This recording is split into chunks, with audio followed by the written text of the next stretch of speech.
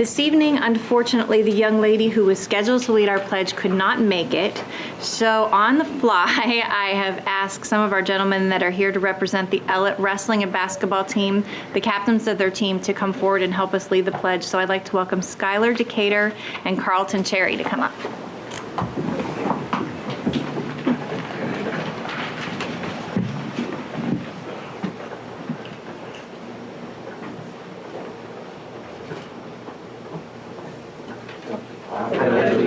To the flag of the United States of America and to the republic for which it stands, one nation, under God, indivisible, with liberty and justice for all.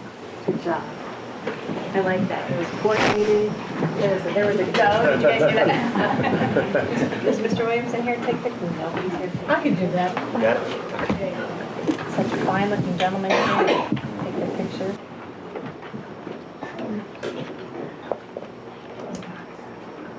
Probably a better shot than me. I'm sure you are. Thank you. Thank you. Both of these gentlemen have a history in Akron Public Schools, Decatur in wrestling and Cherry in basketball. I know, And right? Cherry, his dad, and I went to college together. We had 5 individuals from Akron Public Schools to play at Youngstown State and scholarships, so that was nice. And Decatur still have all these wrestlers, and he's another one coming through. So it's nice to have our Akron Public Schools students. Thanks for filling in for us tonight, and we're going to hear more about them next week.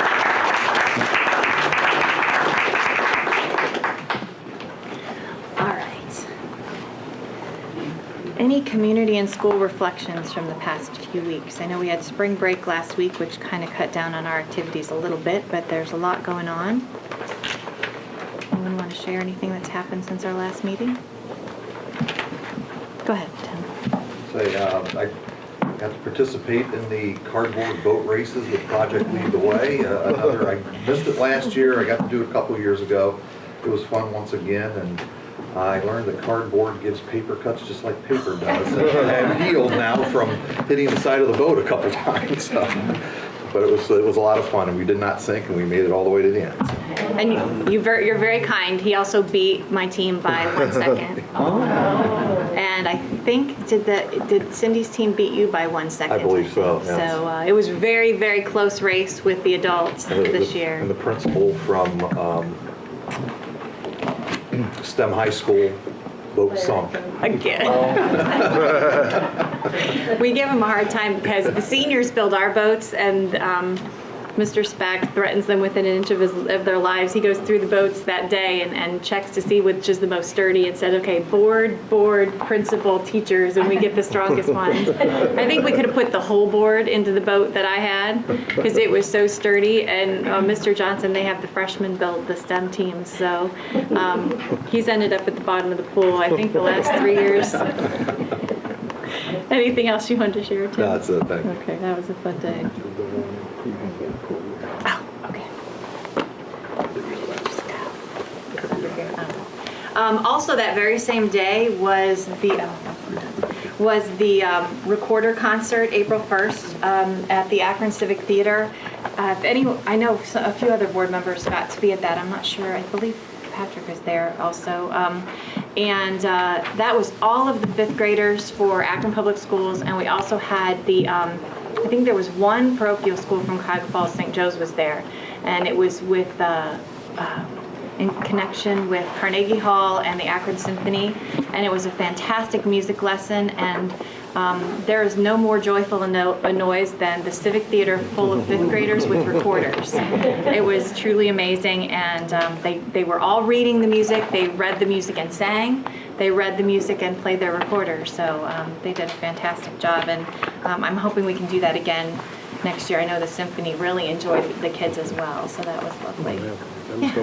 I didn't have my notes, so I'm just going to briefly talk about the Black Male Summit that we went to this past weekend. It was very well attended, and there were a number of Akron Public Schools students that were involved in some other programming. I will give you a better update next time because there's some very good information that our kids were participating in, and I want to make sure that gets out to all of us. But I thought it was a very good workshop and summit, and a lot of good information. Thank you.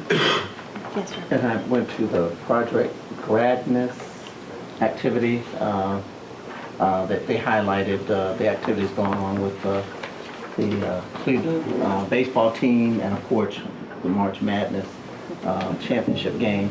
And just to fellowship with all of staff, teachers, principals, students who were working with us from Akron U, working with Project Grad, and to see them. So that was a very good, very fun-filled entertainment activity there. So I was grateful I was able to participate. And then on Friday, Mr. Dyson spoke at Akron U. I got a chance to go there and share, and then I was asked to do a little interview. So I had an opportunity to say some things about Akron Public Schools and our students.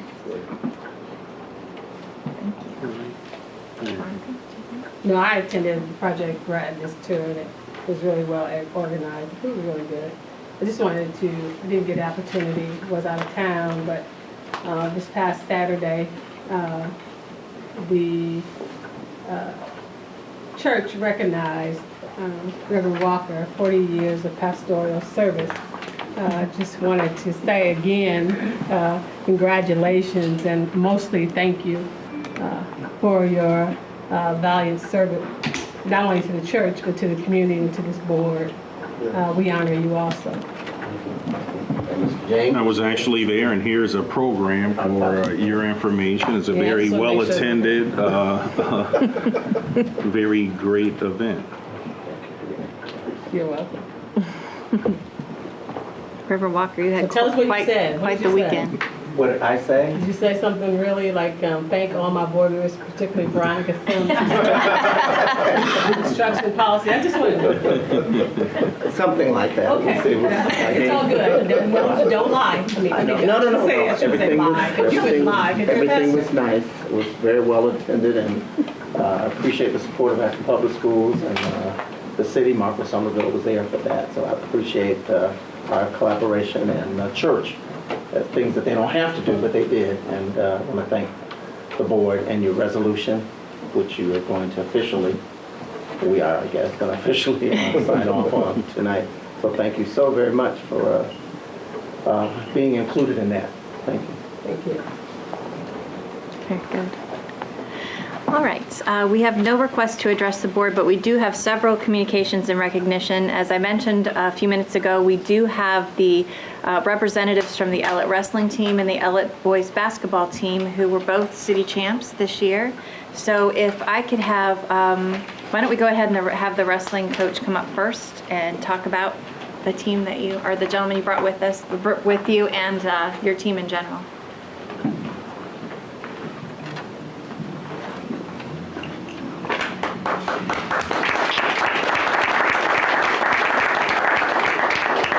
Hi, so my name is Mark Hayers. I'm the wrestling coach at Ellett High School. Got a real young class this year. A real young coach. You look like you wanted to shoot. I get that all the time. I even tried to not shave, so it clearly didn't make a difference.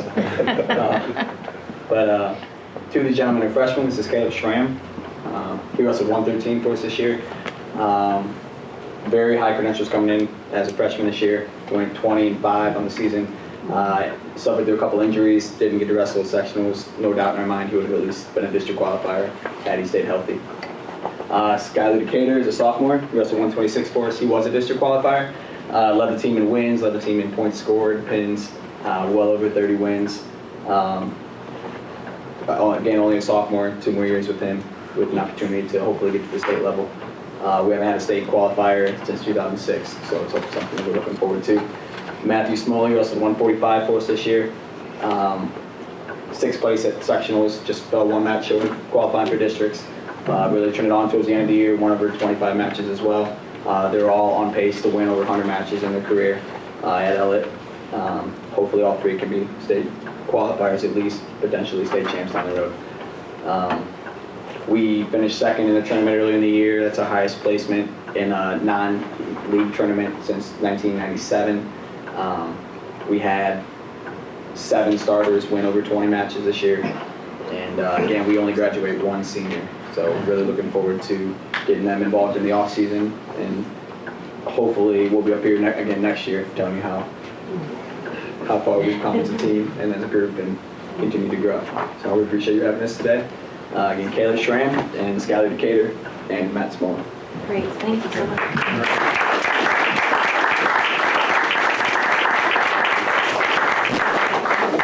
You want to get a picture of them? Okay, Sarah.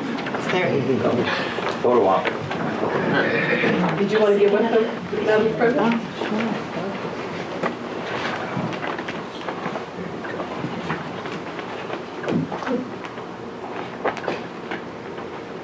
Thank you. Doubling as photographer tonight. And next is the Ellett boys basketball team, their coach, Mr. Fisher.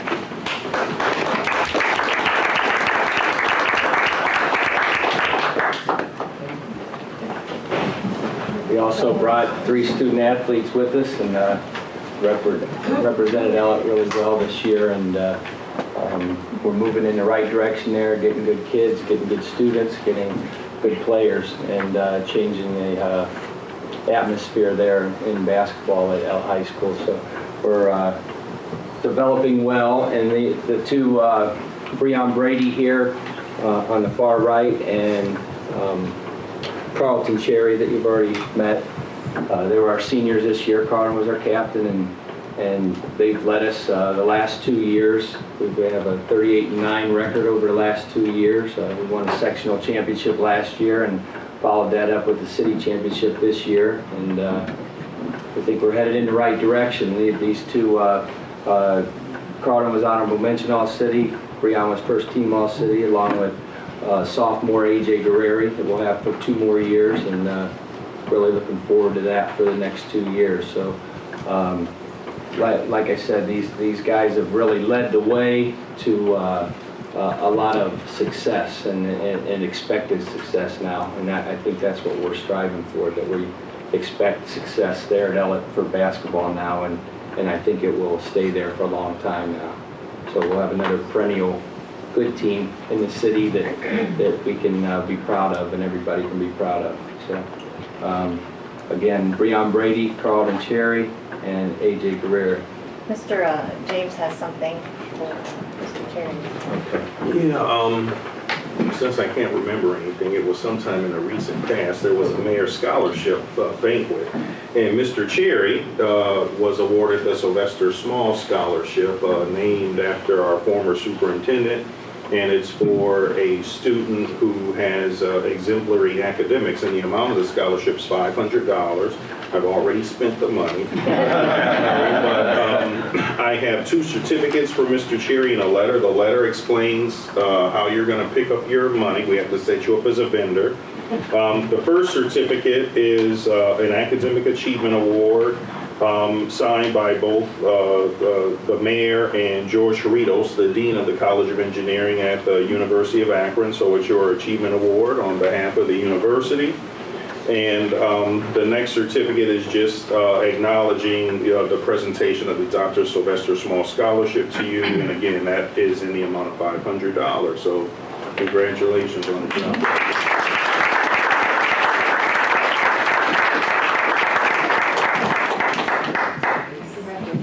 Thank you. I'll turn that vertical. Can you get them in? I'll drop the money.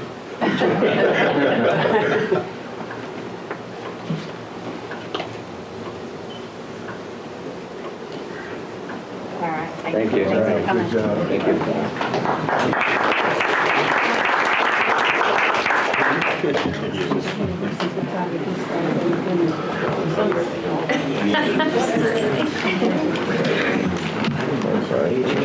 All right.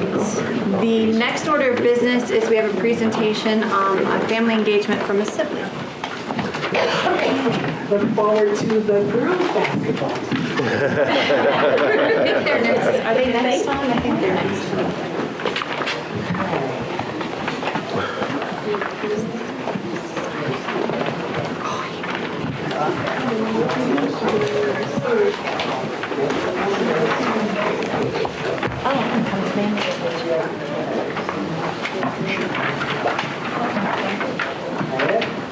Okay, this is just a brief update work we've been doing around our family and community engagement strategy. I have with me also, I want to be sure that I recognize May Walker is here with me. May is an administrative specialist, retired principal, last serving at Essex, who is helping me with this work and really leading the strategy around our family liaisons.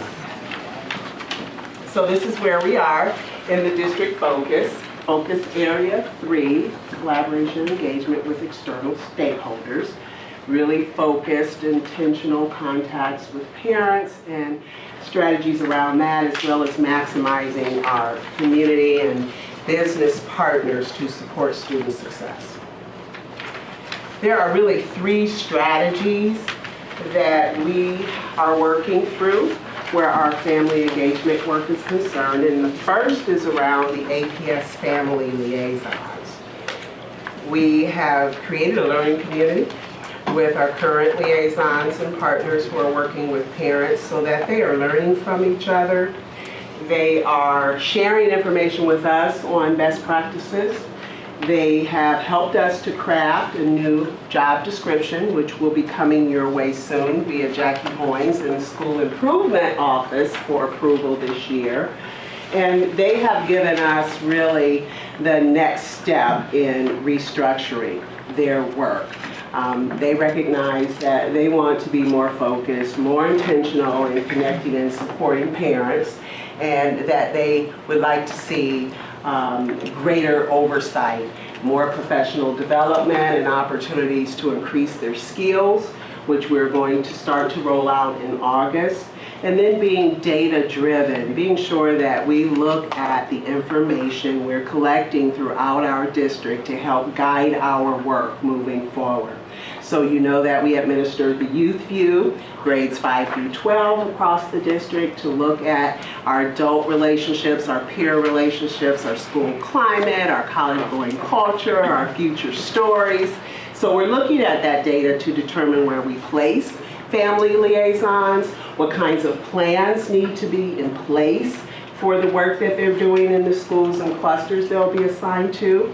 We want to look at our impact on student achievement, so things like the 3rd grade guarantee data, opt-out choices for parents who make decisions to go to other schools. We want to know if we can impact that by building stronger, healthier, better relationships with our parents. And then looking at the number of parents who are accessing our HAC, our Home Access Center, our customer service calls, and our parent surveys. So that first strategy is around the family liaison work. The second strategy, oh my, what's going on here? Yeah, wow. Okay. Let's do that. Okay. All right, strategy 2, the family academies. So since we were last here, we have trained our 14 school staff, parents, and community members in the U program curriculum, which is what we are using as the content for our family academies.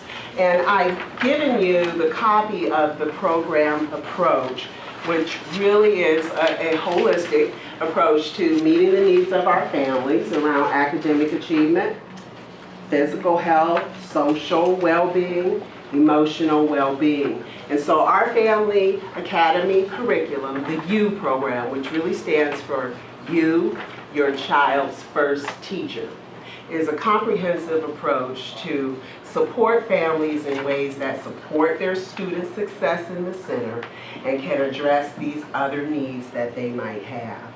We have scheduled a pilot academy to start this spring so that we can learn what works best, and that will be April 30th and May 7th, and you will all receive an invitation to that. I'm excited to say it's in conjunction with SUMA, Center for Health Equity, on South Hawkins Avenue across from the House of the Lord. And we're going to be using the cooking kitchen, and so the theme is Fuel for Learning.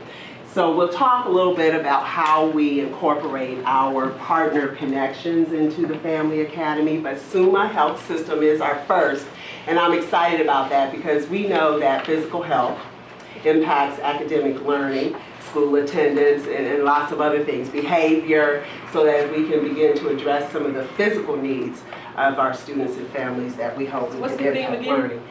Fuel for learning. Fuel for learning. Let's see if we can go here. And full implementation is planned next year with 5 sessions. 1 each of the 4 grading periods and 1 in the summer to take place throughout the district. The third strategy is our family academies and the community partnerships piece, which I just alluded to. Fuel for Learning is the SUMA Health System theme, our first partner out the gate. Excited to be using that cooking kitchen. We also have on the list AMHA and the Reach Center for connection to their early childhood focus and resident services. One of the things that we've done recently is to train resident service staff in new graduation requirements so that as they're meeting with families and making connections with the folks that they serve, they can be informed, they can help us share information that we wish for our parents to know. We've also provided them the APS online information, and our own Marcy Ebright went to provide the training to them on that because they are the folks who can reach students who have opted out of the Akron School District. And they right away said, oh my God, I know 10 people that I can tell about this. So those are the kinds of things we want to do. Our Summit County Department of Job and Family Services looking at a connection to workforce development, working with faith-based partners. You all are familiar with the Education Motivation Success Group, who has a kindergarten registration focus. We're going to look at how we can piggyback and tie in Family Academy around that. We have a number of mental health partners that we're going to be approaching to address the other side, the emotional well-being of students. And then most recently we added a parent component to the Black Male Summit. And you all heard last Friday about the summer work experience that some of our students will be participating in. We're going to add a parent component to that so that our parents understand how to transition your students into college and careers. And then I know Lisa Mansfield would be really interested in the arts organization, as there is a lot of research around social emotional learning through self-guided, self-directed dramatic play.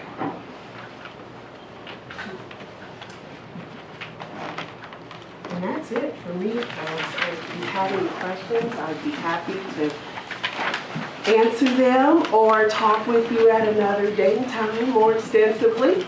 Real quick, for the Family Academies for the pilot this spring, will that be a pilot by location or will it be a pilot by who? So that you just think that people who live close to that will come there, or are we going to only focus on certain schools to invite? How is the pilot part being chosen, the people being chosen? So we are targeting the Bookdale cluster heavily, but inviting parents from across our district to attend. We're going to work through our parent liaisons in other clusters. We're providing transportation and childcare if they need that to attend. But we chose the Bookdale cluster initially because in working with SUMA and being data driven, some of the health concerns in that community, we wanted to be sure we were tapping into that particular resource, being the Center for Health Equity, to address the health concerns that came out of the community needs assessment that all the hospitals conducted less than a year ago. So really trying to use data to be intentional about what we're offering and connecting our family engagement work to that. So everyone's invited. But we are especially targeting the cluster for this particular one. AMHA could be around early childhood education and social and emotional well-being, and we'll host it at the Reach Center. Any other questions? Yes, ma'am. So, well, for the pilot, will all the families be exposed to all of Strategy 3, or just some of those, like SUMA for Health Equity, Fuel for Living? Will that just be that piece there, you won't do any of the other stuff. Right, that piece for the pilot will be around addressing the physical health and utilizing the health kitchen and food as the fuel. But in working with SUMA, we're gonna have many more of these, and there are going to be lots of other opportunities that will address the physical side of the success circle, so that next time it could be physical activity. We're in discussions right now with an organization that we hope to receive funding to support a obstacle course that get involved in to promote physical fitness and exercise, and these things take place in the parks because it's too big for the gym. So there are all kinds of things. If you think about all of the partners that exist in our community, there are one or more who can address the other things outside of the academic achievement piece, which is really our work. Right? I'm big on us doing our work and really partnering with others to address the other pieces with us, in partnership with us, if that makes sense. It does. Okay. The other thing I was wondering, Project Ujima does the wellness circles, which would Yes. be excellent partners. They're on Because that's the only draw that's missing, something for the younger kids to do. So having a demonstration Yeah. kitchen, Yeah. excellent. Yeah. Schumacher's on the hit list. I know that Project Ujima had the whole wellness piece there with Project Ujima and the book club cluster. So, yeah. Yes. So just clear in my mind, maybe this hasn't been decided because we haven't even done the pilot yet, but so if we're partnering with SUMA at the kitchen, the thought process is we're bringing the book cluster there now, and then next we'll bring the Elliott cluster to that location again, or to Well, focus on that part? We're only targeting the book cluster because of the data that came out of the community. Okay, so full assessment. implementation is just in one cluster then? Everyone is invited across our Gotcha, district okay. to that Okay. particular academy, and we'll provide the transportation if you're coming from across town Okay. to get there.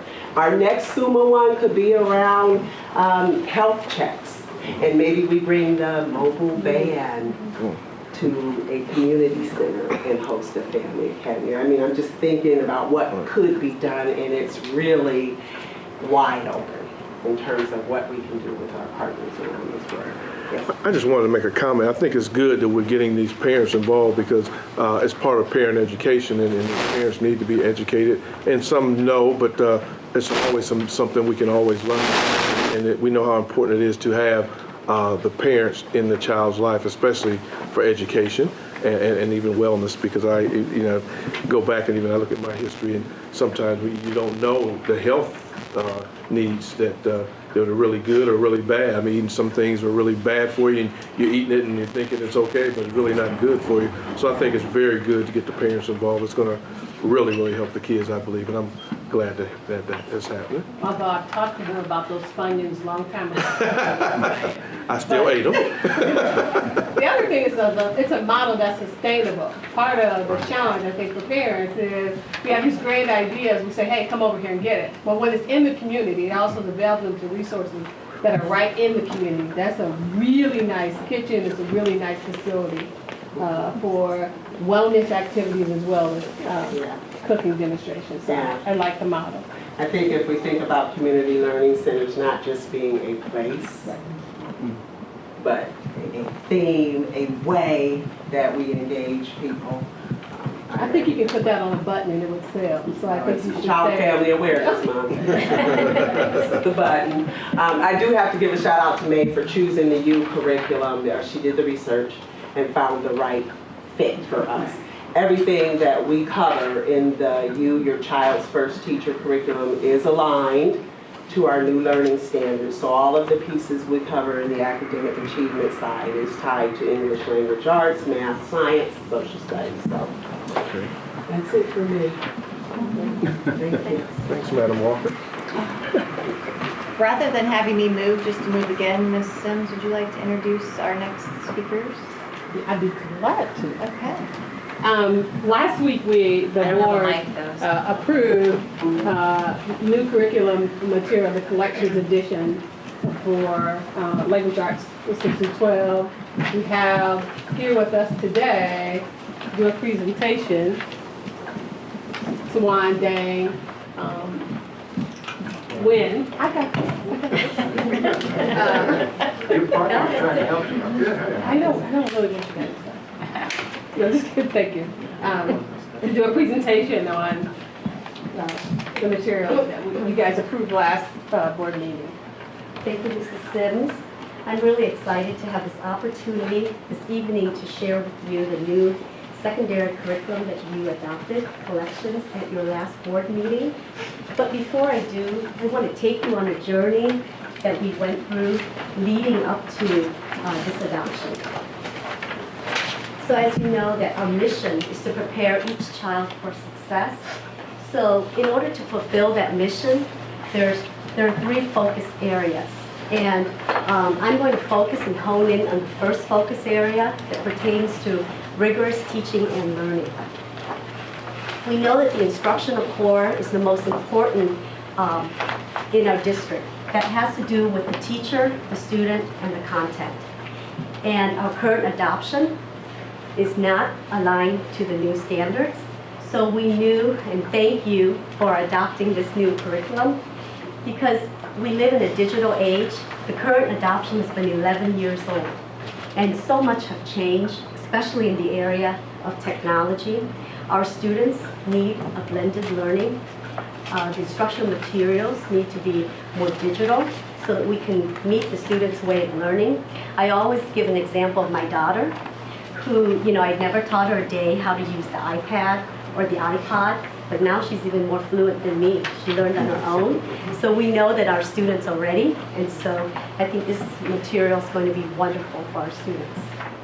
So our journey began in August of 2013, last year, and an open invite was sent out to all of our teachers, inviting them to be a part of the textbook review committee.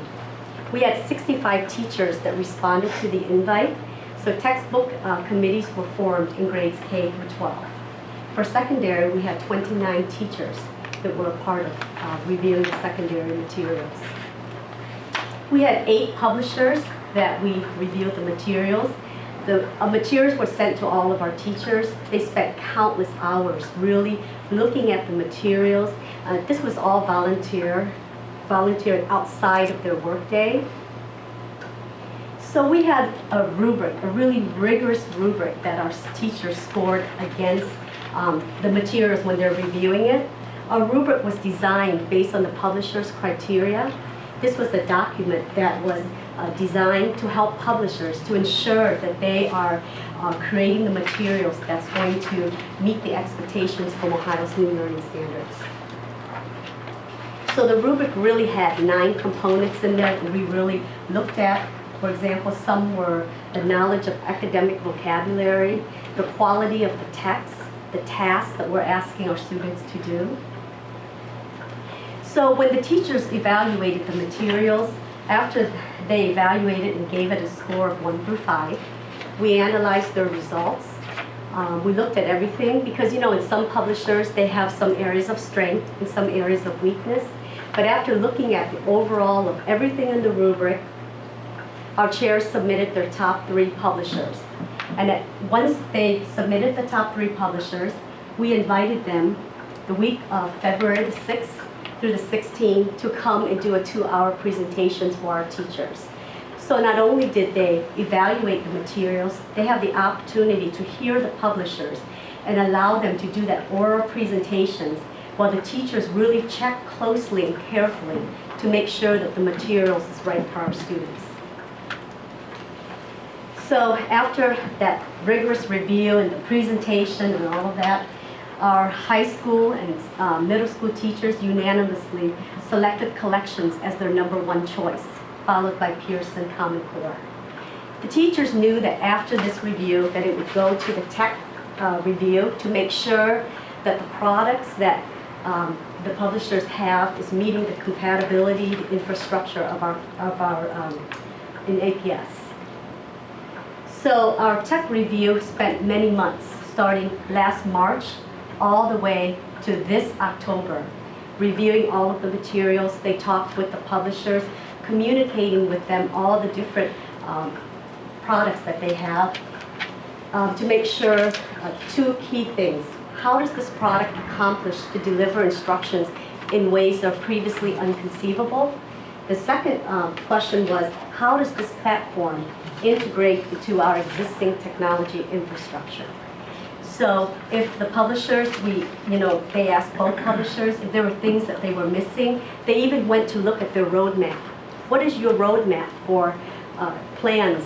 So that we want to make sure that if they don't have it currently, that they have it on the roadmap. So we want to make sure that we're getting all of this right for our district. So at the end, our tech review committee agreed with our textbook review committee and selected collections over Pearson Common Core. So collections was selected. Why? Because our teachers, we were very fortunate to have training through the Institute for Learning for the past 2 years, and we really had they had the opportunity to really know what is expected from the Ohio's new learning standards. They taught units that were created by the Institute for Learning, so they knew what meeting their expectations looked like. So really, collections supports the three major shifts. First of all, there's regular practice with complex texts and its academic language. There's shift that reading, the second shift is reading and writing grounded in evidence from texts for both literary and informational. And then the third shift is building knowledge through content-rich nonfiction. And then with their understanding and their training from the Institute for Learning, our teachers on the committee really knew what that OST assessment created by Parker looked like. They've done some performance tasks that was developed by the Institute for Learning. And so they really looked at collections, and they had similar assessments. They also had things from ExamView that our teachers could pull from and create classroom assessments that's going to help our students be prepared for the new assessments, which we are currently giving this school year. We're in the middle of the assessments. We've given one part, and we have another one for the end of the year assessments. So collections also have wonderful media resources, right, from A&E, history and biography. So our teachers really have these tools, these videos, that they can really reinforce what they're teaching to our students. And it really makes it engaging when they're able to see wonderful video documents on what they're learning. Collections also have a variety of texts that's culturally relevant to our students' life experiences. They can relate to these texts. For example, in the 8th grade unit, they have themes with texts that pertains to culture and belonging, approaching adulthood, and the value of work. We know a lot of our students, especially in the high school, they're going to school and they're also working. So this is a wonderful, wonderful text that they can relate to. They also have the FYI site, which is updated every month with current events, with great text that's high interest that our students could relate to. For example, they have things about texting and driving. There are different articles, different things that I think that would really engage our students into reading the text. So not only for students, there's also wonderful resources for our teachers that really can help better their practice. There's online PD available 24/7 that they can utilize in the convenience of their home. Because as teachers, we all know our areas of strengths and weakness. So when they utilize this online PD, they can see what areas that they could work on. As a result, if they know better or strengthen the areas of weakness, it really benefits our students. So at this moment, I'd like to show you a video demo to capture collections.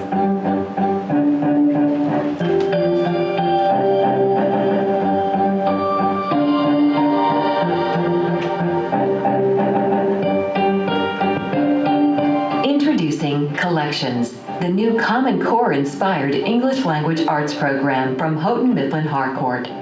Like no other English language arts program, Collections transcends the traditional 6 through 12 anthology with a multifaceted approach designed to resonate with today's students.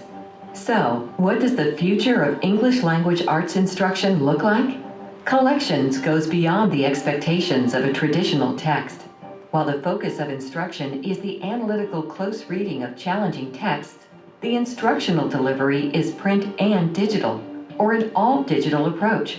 bringing a vibrancy to the classroom that can only be described as cutting edge. The streamlined program organization features these components. The Student Edition, streamlined in size, provides standards-based instruction. The Close Reader allows students to interact with the text for an application of close reading skills. Both of these student resources are integrated into a dynamic student ebook that can be accessed online, anytime, anywhere, and from multiple devices. The Performance Assessment Book provides sources, modeling, and practice for completing performance tasks. Collection supports teachers with a comprehensive Teacher's Edition, including a Common Core instructional plan, point-of-view strategies for differentiation, and a smooth transition between the Digital Teacher's Edition and online resources, bringing the future of English language arts instruction into the present.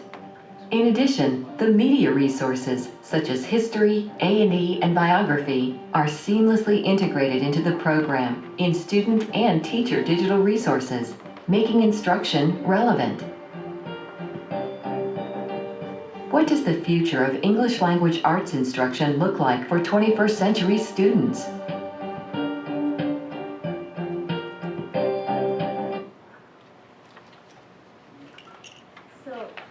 So as you've heard and have seen the video demo, Collections does meet the rigorous expectations of Ohio's new learning standards for English language arts.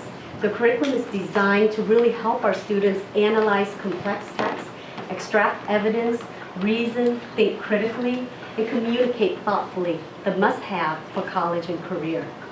I have an additional handout for you in your folder that really gives you additional information about Collections and why it was recommended to you for approval. So the teachers and I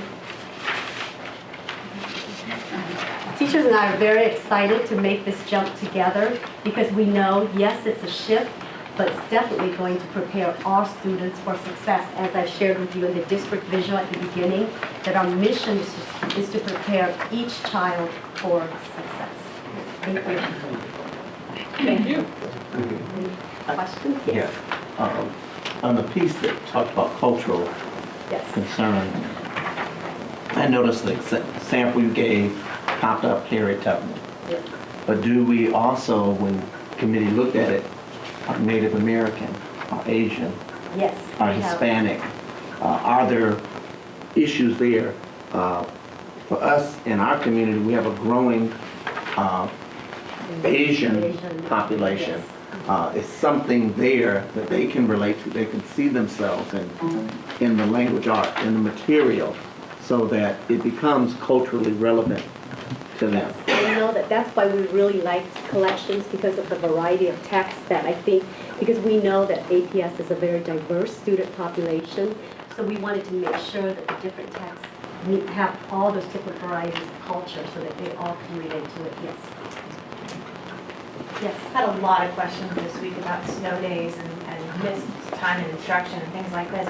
With this new ebook part that this has to it, will it allow for, say we have snow days, will the kids be able to access them if they have internet access, or if they have access Yes. at home, will they be able to access then? And does it also, as a parent, does it also remove the barrier of, I forgot my book at school? Yes, absolutely, yes. That's important too. That was always my great excuse though. But we will have pages though. We are purchasing. Paper and. Yes, we have a blended, yes. So the little diskette that's out there, is that what you insert into the computer? As part of the demonstration, they have some of the digital resources as a demo. Yes. But these are all internet-based 24/7 that you can access. You don't have to have a So thumb you drive. don't have to have that? No.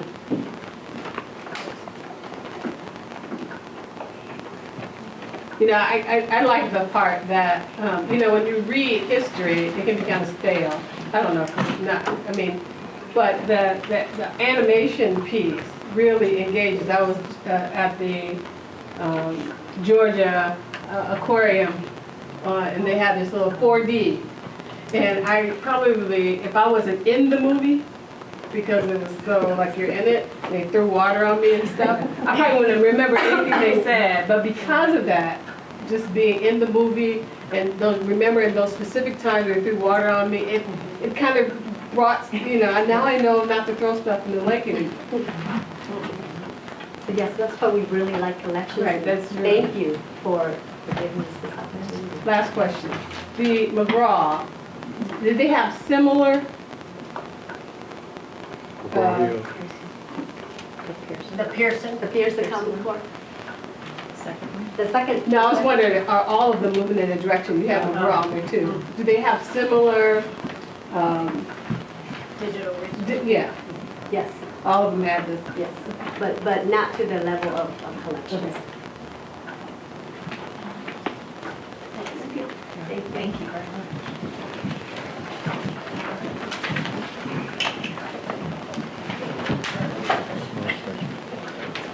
So if I want you to remember stuff in a meeting, I should throw water on your drink. I know, we could use them today, that would really help. All right, this evening, in the interest of time for Reverend Walker, we are going to do make a motion to recess into executive session. What we're going to do, though, is because you all are here and this is not going to be a long executive session, we are actually going to pick ourselves up and move rather than have you all have to empty the room, because that takes more time than if we just move, because there are fewer of us. So we're going to plan for that.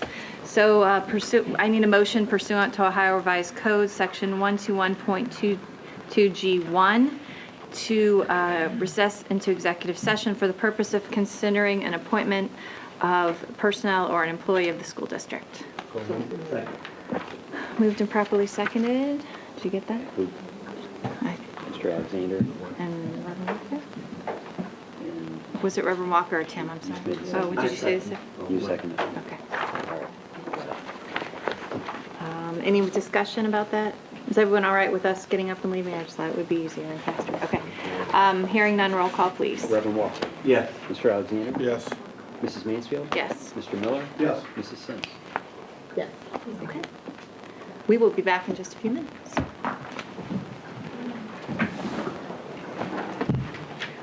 Much cooler in there. I wish we could put you guys all in there because it's quite warm out here. All right, we're back in regular session. Thank you for waiting. All right, do you want to have that discussion now? Yes, we do. Yes. So the board would like to, again, in the interest of Reverend Walker's time especially, and of the board, we want to discuss an appointment for Mr. Lombardi's seat. Mr. Lombardi resigned his position here as of April 1st and took a judge position. And so the board is faced with an empty seat to fill. And why don't we talk a little bit about how we came to, or the decision that we're trying to come to as far as appointing someone to this position. Does anyone want to talk about that? If you don't mind. Sure. I think we've looked over and talked about various persons who could assist the board. And looking at the makeup of the board, looking at the things that we're doing, it would be desirous to have someone who's knowledgeable about school activity, boardsmanship, that we can put in the seat to hold the seat until someone is elected in November. That was my preference. And as we looked at possible persons and discussed among ourselves, discussed collectively rather, as we did just a moment ago, to figure out who would be that best person to be able to fit in what I consider an excellent, board that continues to work well. Excellent, especially when we've had turnover, yet we've still been able to move effectively to do the work that we need to do. So I think the direction that we're going, to have someone, appoint someone, and not go through the rigorous things that we did before, interviews, et cetera, but then just to appoint somebody is, I think, the best move for us at this time. And we did talk about that a little in your absence last Right. week and did not want to make a decision until you were Right. able to weigh in on that. And we appreciate that you're feeling better because we did miss Thank you you. for that. Some other things? And just to have, I wanted to have a variety of people, and we looked at the candidates that we did look at, and again, as Reverend Walker said, to have someone to sit in the seat just until November or the end of this year, so we can get someone, and just to have a number of people to be able to look at, and choosing those individuals that we decided, and then coming up with the individual that we're going to possibly vote for. So. And one of the reasons that the board decided to do that, as we've discussed, is that by appointing a placeholder at this point, it allows the voters of Akron to vet and decide on who should serve out the next 2 years of this term, because there's 2 full years left as of November. So we wanted to make sure that the voters of Akron had a chance to weigh in on that as well. Also looking at the fact that, as Reverend Walker and Bruce both alluded to, we have a May 5-year forecast coming up. We have graduations quickly approaching. We have policies that we're voting on for next year at this point. So again, we did need someone that was going to hit the ground running if we possibly could. Tim and Veronica, anything you want to add? I think you said it best. I mean, I think it's important for the voters, to make the decision on who continues in that 2-year term coming up, so. Veronica, anything you want to add? Okay. So does anyone want to make a motion on who we would like to have? I would move that we would ask Mr. Jason Haas if he would consent to holding the seat until a person is duly elected in November, so that we can move forward to do the work that we have been elected to do as board members. Second. We have a motion and a second. Any further discussion about that? All right, hearing none, roll call, please. Mr. Alexander? Yes. Mrs. Mansfield? Yes. Mr. Miller? Yes. Mrs. Sims? Yes. Reverend Walker? Yes. All right. Thank you very much for handling that with us and with such expedience. Our next order of business is the approval of the meeting minutes from March 30th, 2015. So moved. Second. Moved and properly seconded. Any questions or concerns about those minutes? Hearing none, roll call, please. Mr. Alexander? Yes. Mrs. Mansfield? Yes. Mr. Miller? Yes. Mrs. Sims? Yes. Reverend Walker? Abstain. All right. Superintendent's recommendations. Madam President, I have before me for your consideration 37 personnel recommendations. These recommendations are in proper form, and I move their approval. So moved. Second. Moved and properly seconded. Questions or concerns about personnel? I just want to highlight a couple of professionals in item 1. Sure. Martha Godward and Paul Schaefer. First of all, just thanking them for their amazing service to the district for so many years and their leadership relative to library and media and ESL and foreign language as a learning specialist. They're going to be big shoes to fill. They are. There are lots of big shoes to fill on that list, too, but I had those highlighted as well, so thank you for mentioning that. Anything else? I'm going to mention in item 7, you'll notice we're filling the fine arts specialist position, and that is being filled by Nathaniel DeVouvier, and Miller South's loss is certainly going to be the district's gain. He's been a fantastic music director and choir director there, and look forward to seeing what he's going to do with the position over district-wide. And there are going to be a lot of sad kids tomorrow. Any other discussion? All right, roll call, please. Mrs. Mansfield? Yes, abstaining from item 33. Mr. Miller?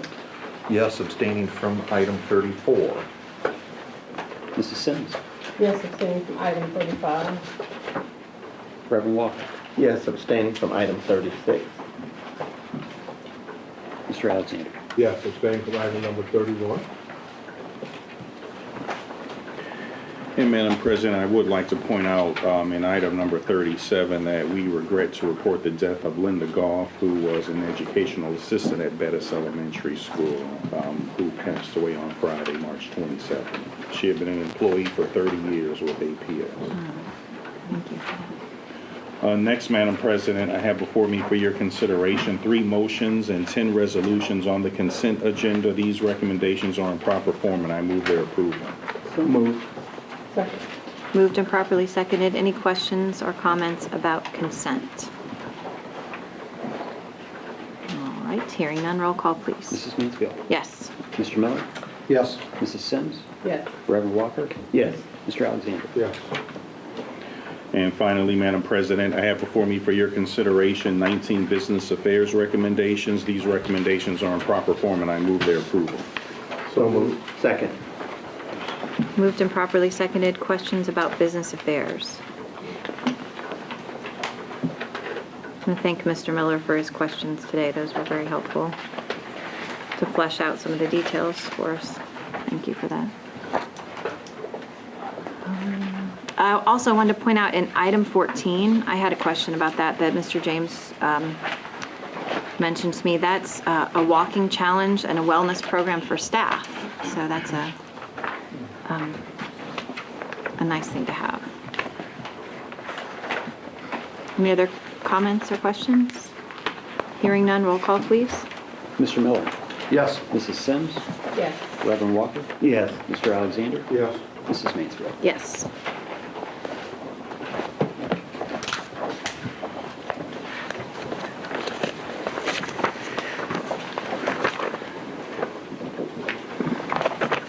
Wanted to give a quick update on the status of the tuberculosis testing at Jennings Community Learning Center last week. I forget how many people. 551. Thank you. Came through for testing and then reading the test on Thursday and Friday. And then this week, starting tomorrow, we'll have the Summit County Public Health Department on site to capture people who may have been on vacation last week, et cetera. So we're just cooperating with the health department as we get through this. We'll have a report after they're complete in terms of whether they found any other issues that we should be concerned about. So far from my report from last week with Dr. Ermey, so far there has been nothing that's come up of any concern. Is there a requirement for everybody that's in the building to get tested? No, it's just highly recommended. Okay. And again, we are experienced or have experienced with the Ebola situation, with tuberculosis situation, the need and knowledge to know that because we're a community and because we serve such a vast community, children and adults, how we have to interact. And Sister Sims and I, Bruce and others, we've been, particularly with the Black elected officials, been meeting with healthcare industry and workers to make sure that we can funnel in to our children, youth, and our parents better health concern and need. And it's come to the forefront with Akron Public Schools. So we're getting needed education, and some people may look at it as unfortunate publicity, but it becomes positive because we get to learn how to handle certain situations, and what we've proven, we handle them well. And we work well with the various healthcare providers in our community. And thank you for your leadership and making sure that that's being done. I'm sorry, I didn't want to, but I want to thank Veronica too, because she's been spearheading a lot of that for all of us in the elected official arena to meet with these individuals, and I think that's very good that we're making a lot of good headway. I think it's really good, especially as Reverend Walker said, for us being part of Akron Public Schools and having a large, diverse population that we have to deal with on a regular basis. So the question would be, I don't know, so do we have a plan in terms of how we made that turn into not a positive, but to make sure that we don't get stigma? I mean, you hear TB, it does have a scary connotation. I mean, it's something that we know, or, about the school. So I know at the elementary, we had the Ebola, we kind of had in mind how we embrace the kids when they come back, and just to make sure that kid doesn't get attached to that school. So I'd be interested, not that you have to spell out a plan today, but wondering if we had that on Well, the we really take the lead from the health department, and tuberculosis is a lot different than Ebola because there are treatments. There's 4 antibiotics that a person infected with tuberculosis gets. And also, there are many people who actually have been exposed to the bacteria and are carriers, but may not get sick for many years. The one thing in our community that we have to understand is there may be citizens who have that disease that we may not know about. We may go to the library or to the grocery store or movie theater, and they may, have that disease and actually may be symptomatic or have symptoms. So I think the work that the health department has done in terms of, providing the information and just being real open and honest. And remember, our partnership with the health department is part, and also as part of our emergency plan for the county, our community learning centers like Jennings also serve as pods in case there's a new avian flu virus that is somewhere upper Midwest.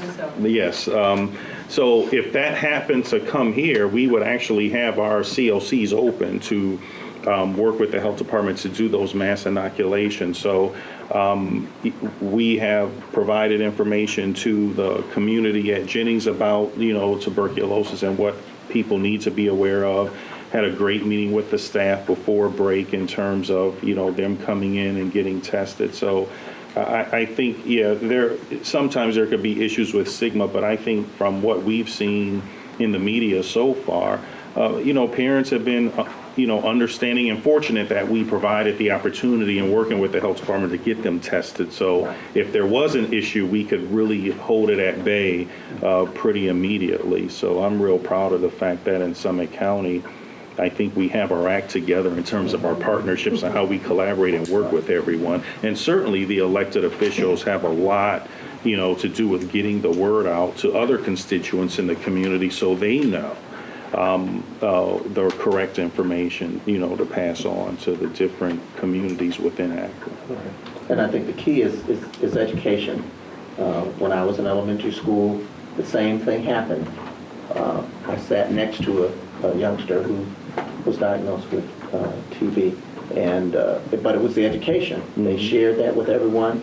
I had a youngster who had epileptic seizures on a regular basis.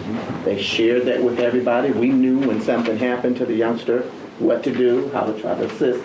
But this the ongoing education with the parents, the child, and to say those things, that's part of life. It's not a stigma. It doesn't have to be. And you can help if a person comes down with something to make them feel more comfortable as well, even as a student. Well, I guess that's the phraseology, because I understand the dynamics of who all's working, but how do we help them so that, we're talking about a higher concentration of a minority group, though, in North Akron, and that's easy to happen. I'm just asking how we're making sure, or what do we have in mind to ensure that stigma doesn't come with that.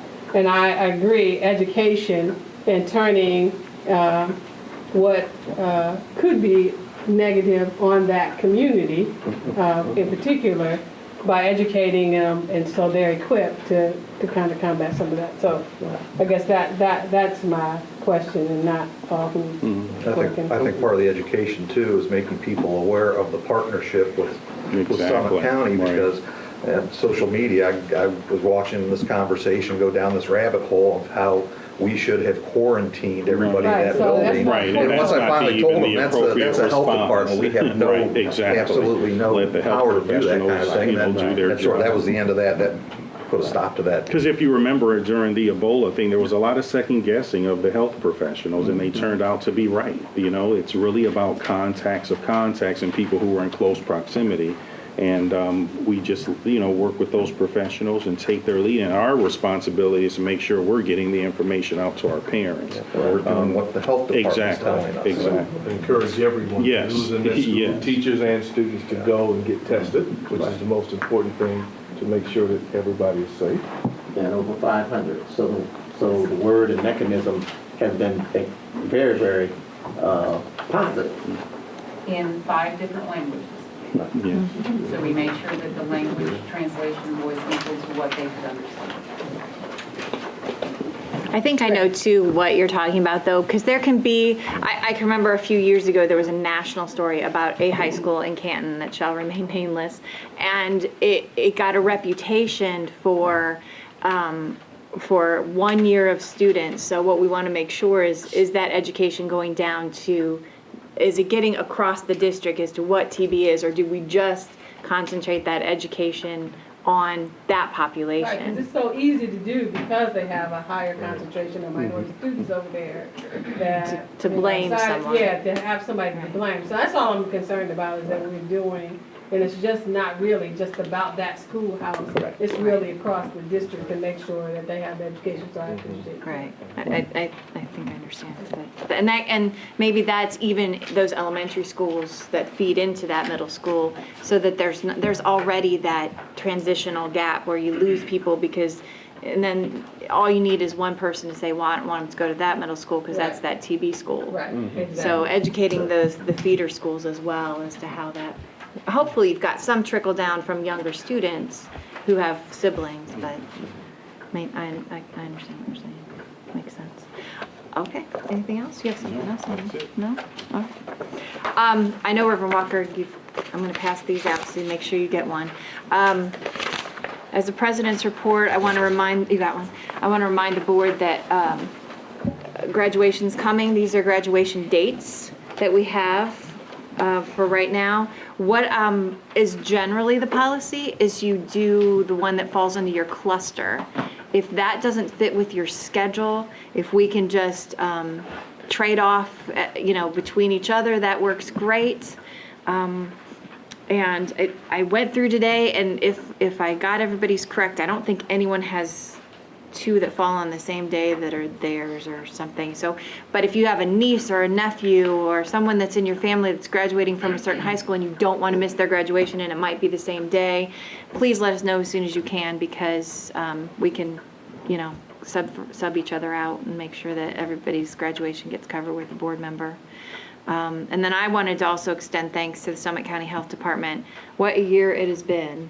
I think they mentioned in the article that I read in the paper that they haven't had a school association with anything in years. I think it was 30 some years. So we've really been setting best practices this year in ways that we never thought we would have to set best practices. And it's wonderful to see how the people in Summit County come together to work together to get things done. Mr. Pendleton. Did you? Oh, I'm sorry. I was wondering, did you want to kind of mention Schumacher, and just because that was a really good article, and they ran with That what was they're wonderful. doing. So just Yes, a shout please. out to the Yes, staff and- I sent all of you an email on my Sunday morning reading yesterday because they were And I just so think, lovely. yeah, I think just even what Carla was talking about, just addressing that whole person attitude. I mean, I'm sure with some of the work we've done has contributed to some of the changing attitudes, even of staff, that allows them even to interact better with the students. So that was a wonderful article to see. So hats off to the students as well as the teachers and Dan and his team. And we'll thank Mr. Livingston and just hope he doesn't get too big of a head when we like to read his articles on Sunday morning. But yeah, I mean, it did floor me. I remember when we sat here and we had that presentation a few weeks ago, and it was a 40% drop, and it was just like that is such an amazing statistic. So to see that a face, just one of the faces that goes with that kind of meaningful engagement. It is It was like fantastic. Veronica was saying, the principal at Schumacher and the staff on how they're doing the work and coming with different ideas all together, along with Dan and his group. I think this is outstanding to get a group of people who are working together for the betterment of our students instead of seeing that they may be out of school, keeping them in school and finding ways to work with them so that they remain in school. So that's very, very important. And I know I had shared with you all how much I love the quote about seeing the possible instead of seeing the problem. And it's just such an amazing, if there could be a district motto, I would love for that to be, it's kind of part of it already, but it really resonated with me yesterday. So thank you for reminding me. I kind of put it out of my mind after I sent it to all of you. So is John Hafford working with our students too? Yes. Yes. Yes, yes. I'm just Yeah. yeah. Oh, thank you. Junior and senior. Yes, Yeah. that's true too. All right, Mr. Pendleton. No report tonight. All right. We have a few committee reports.